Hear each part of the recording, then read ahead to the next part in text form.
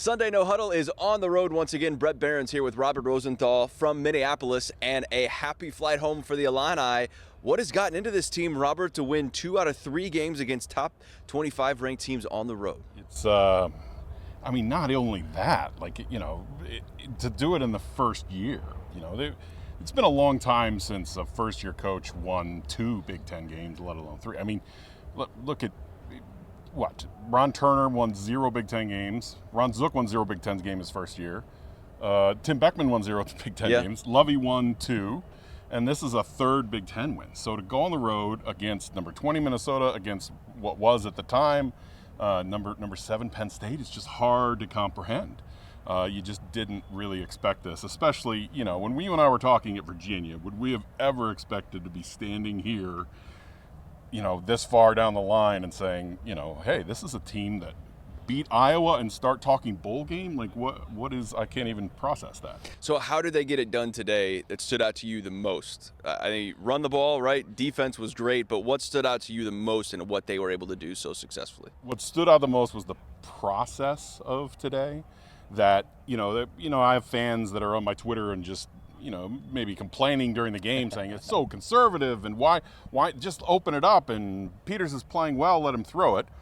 And they're backed up at the 10, and their thinking is, look, the thing that could lose us this game is a fumble right here or a tipped pass that gets picked off.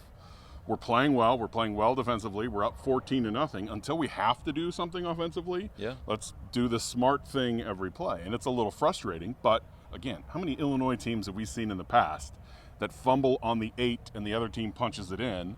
There's been so much of that this new process to how to go about football games is quite interesting. And they're going against the grain of That's So Illinois. And even earlier this season, we had That's So Illinois on several occasions, the 4th down calls, whatever that may be, and what it has been. And it seems like a long time ago now, Robert, that Virginia game. And you get blown out.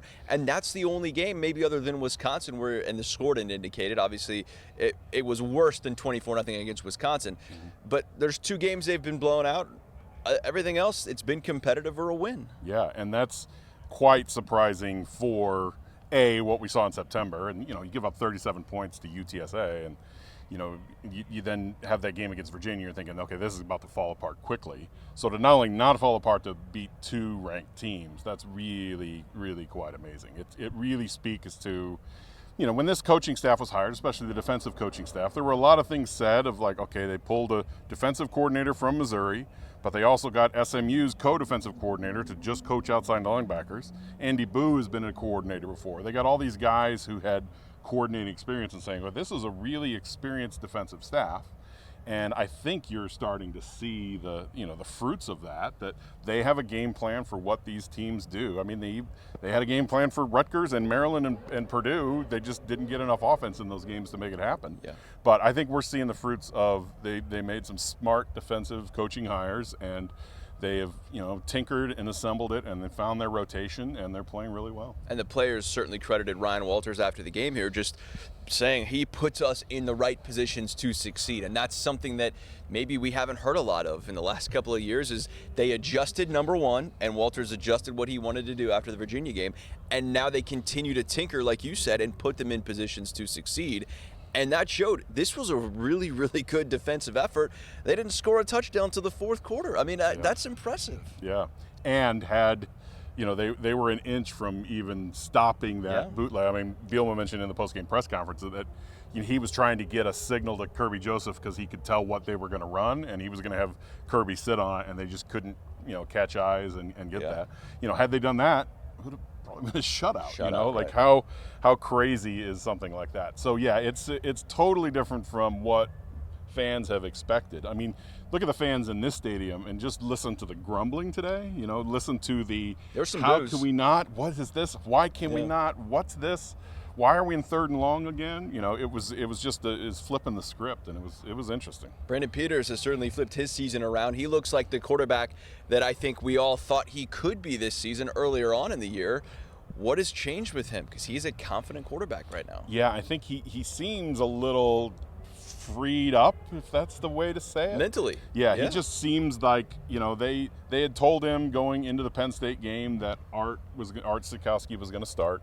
And, he had accepted that and was going to support him. Then he comes into that game, throws the winning pass, has a good game against Rutgers, a good game against Minnesota, and, it's just kind of phase 2 for his senior season. So it's really great. They asked him to come back, and he came back, and it's his 6th year, and he's had up and down, and from Michigan to Illinois. So for him to have moments like this, it's great. And have a running back that can run it 30-plus times in chunk yards like they were able to get. How important has Chase Brown been for what this team is establishing that it wants to do? Yeah, I think one of the things that, last year was a weird season, right? And there were only 8 games, and there were no fans there, and there are a lot of forgotten things from last year. I think one of those is Chase Brown. I believe he was 2nd team All Big Ten on one of the teams and 3rd team on the other team, if I have that right. He had a good season last year and was an All Big Ten back. And we probably should have been talking about him more, saying, if he's healthy, he's one of the top tailbacks in the Big Ten, and he can do a game like this. 33 carries, 155 yards, get them the first downs when they need it, hang on to the ball, no fumbles, and, slowly put Minnesota away. All right. Is it time to talk a bowl game? The players, I asked them, they said they talk about it. That's certainly on their mind. They have to keep it week by week because they have to take care of business. But this is a notable big check mark towards that.